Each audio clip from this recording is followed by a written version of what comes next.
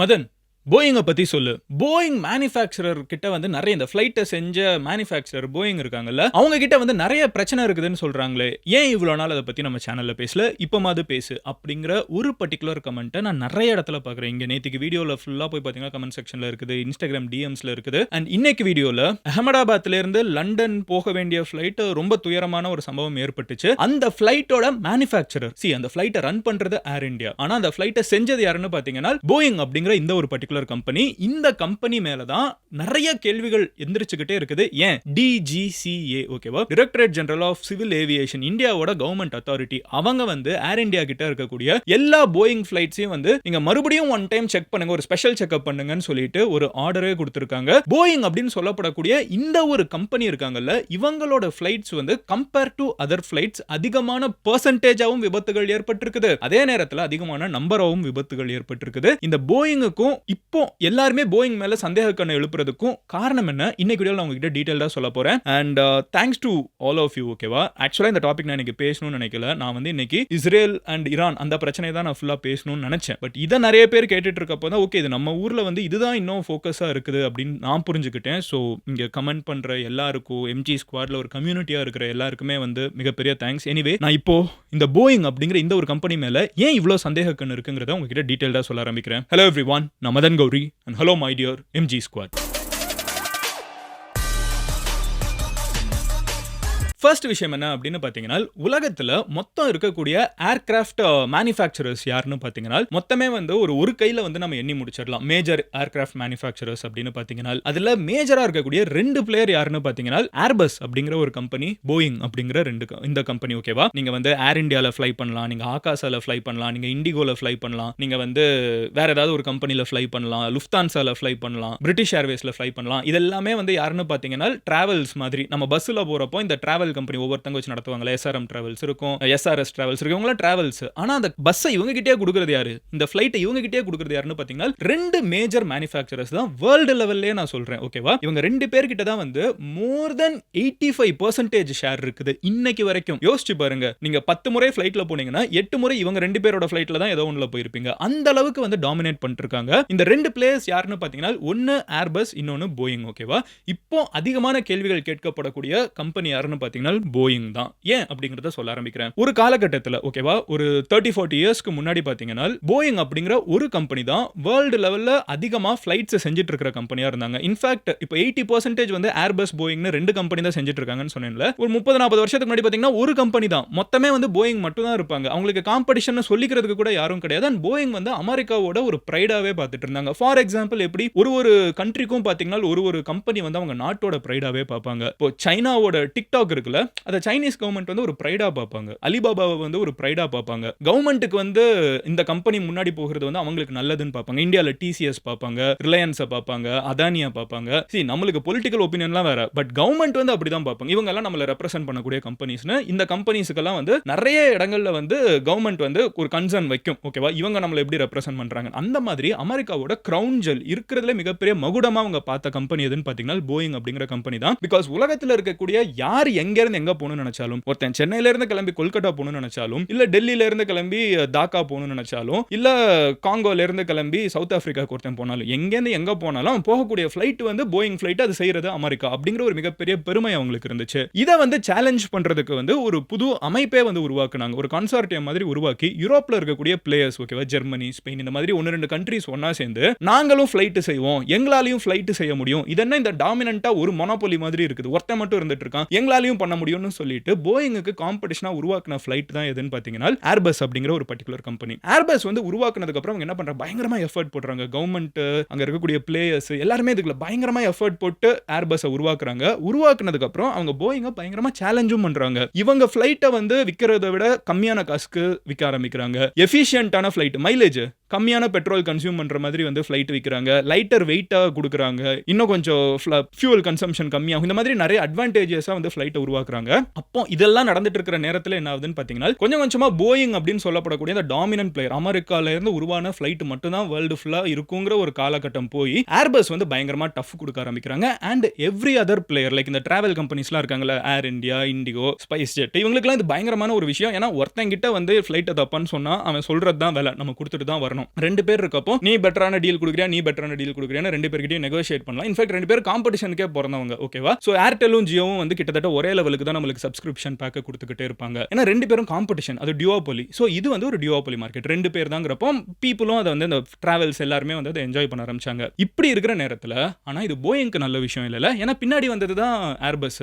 முதல்ல ஏர்டெல்னு ஒருத்தன் இருந்தான். அப்புறம் தான் வந்தது ஜியோ. ஆனா ஜியோ வந்ததுக்கு அப்புறம் நிறைய பேர் இங்க போயிட்டாங்கன்னா ஏர்டெல்க்கு அது நல்ல நியூஸா? அவங்க இருக்காங்க. ஆனா அவங்க இன்னும் டாமினேட் பண்ணனும்னு நினைச்ச ஒரு மார்க்கெட்ல இன்னொருத்தன் பாதி ஷேர் எடுத்துட்டாங்கறது அவங்க பெருசா சந்தோஷமா ஃபீல் பண்ண மாட்டாங்களா? போயிங் அத ஃபீல் பண்ணல. இந்த காலகட்டத்துல தான் போயிங்க்கு ஒரு மெர்ஜரும் நடக்குது. இன்னொரு ஒரு கம்பெனி ஓகேவா? McDonnell Douglas அப்படின்னு சொல்லப்படக்கூடிய இன்னொரு ஒரு அமெரிக்கன் ஒரு ஃளைட் கம்பெனியும் இவங்களும் போயிங்கும் வந்து மெர்ஜ் ஆகுறாங்க. அப்ப இந்த கம்பெனில இருக்கிற நிறைய பேர் இந்த கம்பெனில வேலைக்கு வராங்க. அது வரைக்கும் போயிங்கோட ஃபோக்கஸே என்னவா இருந்துச்சுன்னு பாத்தீங்கன்னா இன்ஜினியரிங் மட்டும் தான்.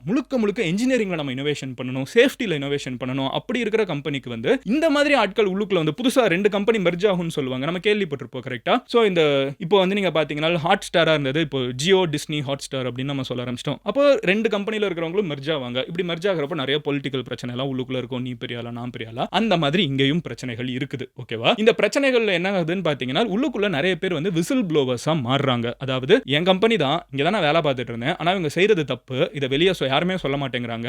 என் வாழ்க்கைய, என் உயிரை, என் வேலைய எல்லாத்தையும் பணயம் வச்சாலும் பரவாயில்ல, நான் வெளியே வந்து சொல்றேன் அப்படின்னு சொல்லிட்டு போயிங்கோட எக்ஸ் எம்ப்ளாயீஸ் வந்து கொஞ்சம் கொஞ்சமா வெளியே வந்து ஓகேவா ஆல்மோஸ்ட் ஒரு ஒருத்தங்க 2 பேர் இல்ல, இன்ஃபேக்ட் ஒரு 3-4 பீப்புள் கூட வந்து வெளியே வந்து ரொம்ப பெரிய பெரிய பொசிஷன்ல இருக்கிறவங்க போயிங் வந்து நிறைய தப்பு பண்ண ஆரம்பிச்சிட்டாங்க. இன்ஜினியரிங் மட்டுமே, சேஃப்டி மட்டுமே ஃபோக்கஸ்ட், இன்ஜினியரிங் இன்னோவேஷனை ஃபோக்கஸ்டா இருந்த போயிங் ஒரு காலகட்டத்தில் ஏர்பஸுக்கு டஃப் கொடுக்கணும், ஏர்பஸை விட கம்மியான காசுக்கு ஃப்ளைட்டை வைக்கணும், பெட்டரான டீல் கொடுக்கணும், அப்போ தான் அந்த டிராவல்ஸ்காரங்க வருவாங்கங்கிறதுக்காக என்ன பண்ண ஆரம்பிச்சிட்டாங்கன்னா காம்ப்ரமைஸ் பண்ண ஆரம்பிச்சிட்டாங்க. சேஃப்டியில் வந்து அவங்க பெருசாக ஃபோக்கஸ், சேஃப்டி வந்து ரொம்ப காஸ்ட்லியான விஷயம். நீங்கள் என்றைக்குமே வந்து ஒரு கார் வாங்க போகிறப்ப கூட, ஒரு பைக் வாங்க போகிறப்ப பயங்கர ஹெல்மெட்டை நீங்கள் யோசிச்சு பாருங்களேன். எல்லாருக்கும் நம்ம ஈஸியான ஒரு எக்ஸாம்பிள், ஹெல்மெட் வந்து எது சேஃபாக இருக்கும்னு பார்த்தீங்கன்னா காஸ்ட்லியராக இருக்கிற ஹெல்மெட் வந்து சேஃபாக இருக்கும். ஏன்னா அவ்வளோ ஸ்ட்ராங்காக அதை செய்வாங்க, அதுக்கு செலவு அதிகமாகும். ஸோ அந்த மாதிரி சேஃப்டிங்கிறது ஒரு காஸ்ட்லியான விஷயம். இவங்க இன்னொரு ஒரு ஃப்ளைட் கம்பெனிக்கு டஃப் கொடுக்கணும், அதுவும் சீக்கிரமாக கொடுக்கணும். ஏன்னா கொஞ்சம் கொஞ்சமாக ஷேரை எடுத்துக்கிட்டே போயிட்டு இருக்காங்க. ஸோ என்ன ஆகுதுன்னு பார்த்தீங்கன்னா 80% இருந்த ஒரு மார்க்கெட்டில், போயிங் இருந்த மார்க்கெட்டில் இன்னைக்கு வந்து போயிங் வந்து 40% தான் இருக்காங்க. அதை விட அதிகமாக முன்னாடி இருக்கிறது யாருன்னு பார்த்தீங்கன்னா ஏர்பஸ் 43%. நான் இன்னைக்கு சொல்றேன் ஓகேவா? யோசிச்சு பாருங்க, 80%ல இருந்து 2வது இடத்துக்கு போயிட்டாங்கன்னா எப்படி இருக்கும் உங்களுக்கு? பின்னாடி வந்தவங்க முன்னாடியும் போயிட்டான், 43க்கு போயிட்டாங்க, இவங்க 41ல 2% பின்தங்கி இருக்காங்க. இது இப்போ அந்த ஸ்டார்டிங் ஸ்டேஜஸ்ல இவங்க ஈட் பண்ணிட்டு வந்த டைம் இருக்குல்ல, இந்த 1990s 2000s அப்போலாம் வந்து பயங்கரமா வந்து போயிங் என்ன பண்ண ஆரம்பிச்சிட்டாங்கன்னா சீக்கிரமா நான் ஃப்ளைட்டை கொடுக்கணும். அப்போ ஒரு புதுசா நிறைய ஃப்ளைட் கம்பெனி வேர்ல்டு ஃபுல்லா ஆரம்பிக்கிறவங்க எல்லாம் என்ன கேட்பாங்க? யார் வந்து எனக்கு பெட்டர் டீல் தரீங்க? ஓகே நீ தரியா? டீல் தர, எனக்கு எவ்வளவு சீக்கிரமா ஃப்ளைட்டை தருவ, உனக்கு நான் காசெல்லாம் கொடுக்குறேன், பட் எவ்வளவு சீக்கிரமா ஃப்ளைட் தருவ? ஸோ இந்த மாதிரி வந்து பிரஷர் பில்ட் ஆக போயிங் என்ன பண்ண ஆரம்பிச்சிட்டாங்கன்னா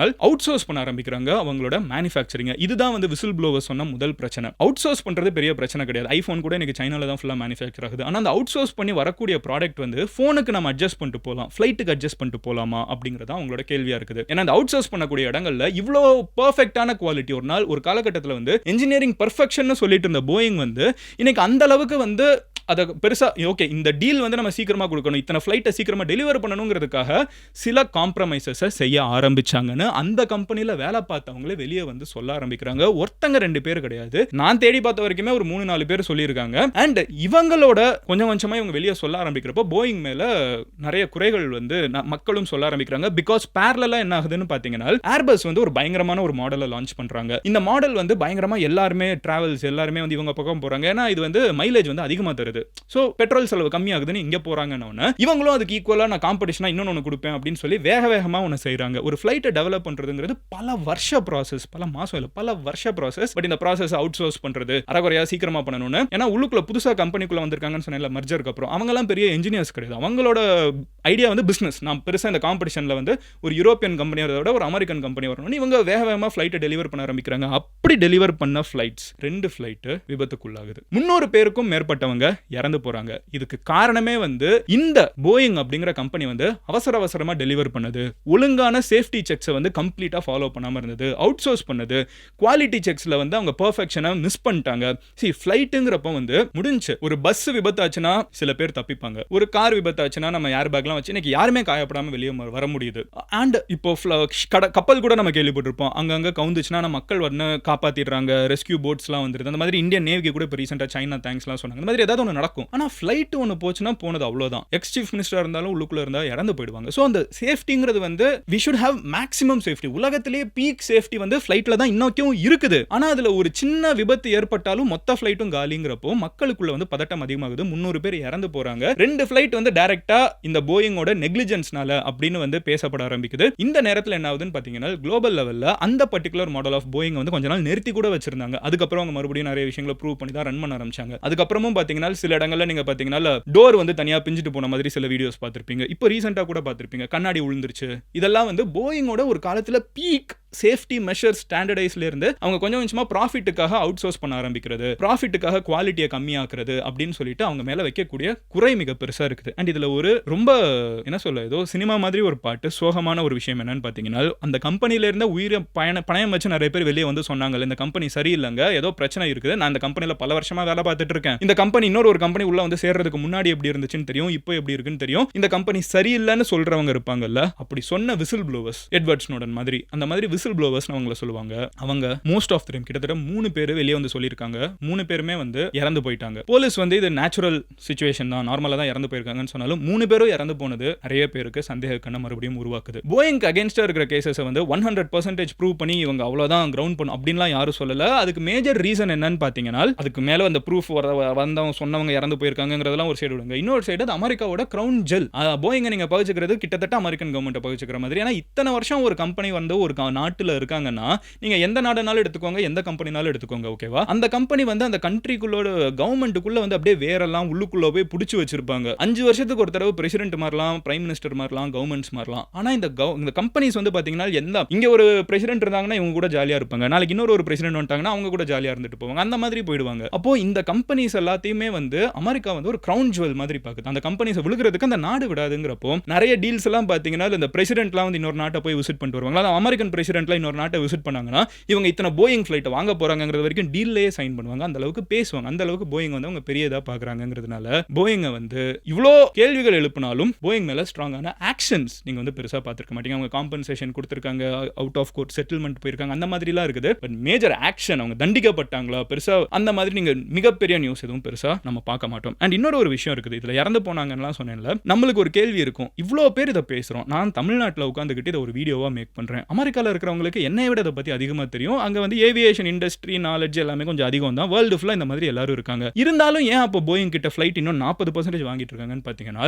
அங்கதான் ஒரு இன்ட்ரெஸ்டிங்கான விஷயம் இருக்குது. இவ்வளவும் நம்ம பேசுறது ஃபியூ பர்சன்டேஜ் ஆஃப் டிஃபரன்ஸ் தான் போயிங்குக்கும் ஏர்பஸ்க்கும். ஆனா அந்த ஃபியூ பர்சன்டேஜ்ங்கிறதே வந்து இறந்து போற மக்களோட எண்ணிக்கையில பெருசா இருக்கும். ஏன்னா ஒரு ஃபிளைட் காலியாச்சுன்னா 200 பேர் 300 பேர் அப்படின்னு போயிடுறாங்கிறதுனால தான் அந்த நம்பர் வந்து ரொம்ப பெருசா தெரியுது. பட் அந்த பர்சன்டேஜ் ஆஃப் டிஃபரன்ஸ் வந்து ஒரு மைனர் டிஃபரன்ஸ் தான். ரெண்டாவது விஷயம் என்ன அப்படின்னு பாத்தீங்கன்னா ஏர்பஸ் வந்து உடனே ஃபிளைட்டை வந்து கொடுக்கறதுல பிரச்சனை இருக்குது. 2030 வரைக்கும், இப்போ நம்ம 2025ல இருக்கோம்ல, 2030 வரைக்கும் ஏர்பஸோட டெலிவரி வந்து ஃபுல்லா பேக்டு புக் பண்ணி வச்சிருக்காங்க. இந்த திருப்பதியில வந்து நீங்க பூஜை பண்ணணும்னா 2030 வரைக்கும் வெயிட் பண்ணுவாங்கல்ல, அந்த மாதிரி ஏர்பஸ் ஃபிளைட் இன்னைக்கு நீங்க புதுசா ஆர்டர் பண்றீங்கன்னா உங்களுக்கு முன்னாடி வந்து 5 வருஷத்துக்கு எல்லாரும் லைன்ல நிக்கிறாங்க டெலிவர் பண்றதுக்குன்னு. சோ அதனால தான் வந்து போயிங்க்கு இன்னமும் டிமாண்ட் இருந்துட்டு இருக்குது. பட் நெகட்டிவ் கான்வர்சேஷனும் அதிகமா வந்துட்டு இருக்குது. ஈவென்ச்சுவலி போயிங் இதை ஃபிக்ஸ் பண்றதுக்கு வேலை பார்த்துட்டு இருக்காங்கங்கறத அவங்க சொல்லிட்டே இருக்காங்க. இப்போ வந்து ஆனா டிஜிசிஏ யோசிச்சு பாருங்களேன், நம்மளோட directorate general of civil aviation அவங்க என்ன சொல்றாங்க, போயிங்க்கெல்லாம் நீங்க ஒரு ஸ்பெஷல் செக்அப் பண்ணிட்டு எங்க கிட்ட சொல்லுங்க.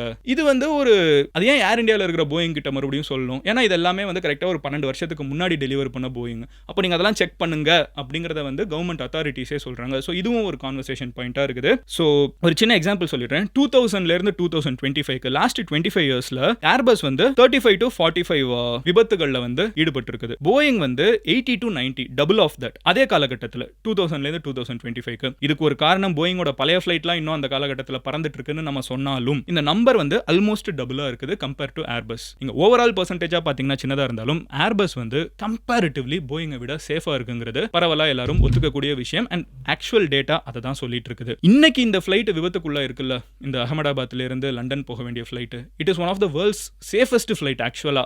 அந்த போயிங் ஃப்ளைட் வந்து பெருசா இதுவரைக்கும் அந்த மாடல் வந்து பெருசா பிரச்சனைக்கே வராத ஒரு பர்டிகுலர் மாடல். இப்போ பிளாக் பாக்ஸோட டேட்டா அதுவும் கிடைச்சிருக்குது. எல்லா ஃப்ளைட்டுக்குள்ள என்ன நடக்குங்கிறது இந்த பிளாக் பாக்ஸ்ல ஸ்டோர் ஆயிட்டே இருக்கும். அது வந்து இந்த விபத்தான ஹாஸ்டலோட மாடி பகுதியில் கிடைச்சிருக்குன்னு சொல்றாங்க. அடுத்து காக்பிட்டோட வாய்ஸ் ரெக்கார்டிங் அதுவுமே கண்டுபிடிப்பாங்க. அது ரெண்டையும் கண்டுபிடிச்சிட்டா உண்மையிலே என்னதான் நடந்துச்சுங்கிற டேட்டா நம்மளுக்கு முழுசா தெரியும், டீடைல்ஸ் தெரியும். அதுக்கப்புறம் நான் இதை பத்தி பேசுறேன். எனக்கு வந்து இந்த டாபிக்கை வச்சு பெருசா மில்க் பண்ணும் அதெல்லாம் எனக்கு ஆனஸ்டா தோணல. பட் நிறைய பேர் என்கிட்ட இதை கேட்குறீங்க. நான் வந்து இந்த ஃபீல்டில் தான் இருக்கேன், நான் மீடியாவில் இருக்கேன், நான் உங்ககிட்ட வந்து உலகத்தில் நடக்கிறத எக்ஸ்பிளைன் பண்ணிருக்கேங்கிறப்போ நீங்க வந்து மதன் கௌரி மாதிரி இங்கே இன்னும் நிறைய சேனல்ஸ் இருக்கும்ல, தமிழில், தெலுங்குல, மலையாளம்ல, ஹிந்தியில், மெயின் ஸ்ட்ரீம் மீடியா எல்லாருமே போய் பாருங்களேன். அவங்க பேசுறதுல ப்ராபப்ளி நான் ஒரு 1 வீடியோ, அவங்க ஒரு நாளுக்கு 10 வீடியோ போட்டாங்க, நான் ஒரு வீடியோ போஸ்ட் பண்றேன். ஆனால் அதுக்காக வந்து மதன் கௌரி வந்து இதை பற்றி பேசிட்டாங்கிறது வந்து ஒரு சைடு ஓகே, நம்மள எல்லாரும் பார்க்குறாங்கன்னு சந்தோஷமா இருந்தாலும் மதன் கௌரி மட்டும் தான் இதை பற்றி பேசுகிற மாதிரி எல்லாரும் பேசுறது கொஞ்சம் கஷ்டமாக இருக்குது. பட் அது okay, I think it's part and parcel of life. 10 video போட வேண்டிய இடத்துல நான் ஒரு வீடியோ தான் போஸ்ட் பண்ணுறேன். எனக்கு வந்து இதில் இருந்து மணி ஏர்ன் பண்ணணும்னு அவசியம் கிடையாது. அதை நான் மறுபடியும் எஸ்டாப்ளிஷ் பண்ணுறேன். ஏன்னா இது இல்லாமலும் நீங்கள் வீடியோவில் சேனலில் போய் வீடியோஸ் பார்த்தீங்கன்னா மற்ற வீடியோஸ்க்கும் வியூஸ் வந்துட்டு தான் இருக்குது. இதுதான் ஏர்ன் பண்ணுறதுக்கு இருக்கணும்னு இல்லை. பட் இது கேட்குறப்போ என்னால் சில பேர் இதை வந்து நெகட்டிவாக பேசுகிறாங்கிறதுக்காக பல பேருக்கு போக வேண்டிய இன்ஃபர்மேஷன் என்னால் போகாமல் தடுக்க முடியல. பட் இதுதான் போயிங்கோட கதை. நான் உங்ககிட்ட மொத்தமாக சொல்லியிருக்கேன்னு நினைக்கிறேன். நாளைக்கு உங்களோட ஒரு வீடியோவில் பார்க்குறேன். அண்ட் அன்டில் தென் நீங்கள் பர்சனலாக என்னை ஃபாலோ பண்ணணும்னு நினச்சிங்கன்னா இன்ஸ்டாகிராமில் மதன் கௌரின்னு சொல்லி சர்ச் பண்ணுங்க. அங்கே நான் கொஞ்சம் கொஞ்சமாக இங்கிலீஷ் கண்டென்ட்டும் போஸ்ட் பண்ண ஆரம்பிச்சிருக்கேன். நான் பர்த்டே அன்னைக்கே ப்ராமிஸ் பண்ணேன். ஸோ கொஞ்சம் கொஞ்சமாக இங்கிலீஷ் கண்டென்ட்டும் போஸ்ட் பண்ணிருக்கேன். அங்கே வந்து 30 செகண்ட்ஸ்க்குள்ள உங்களுக்கு ஏதாவது தெரிஞ்சுக்கணும்னு நினச்சிங்கன்னா ஃபாலோ பண்ணுங்க. I'll see you tomorrow. Love you all. Take care. Bye. Cheers, MGs.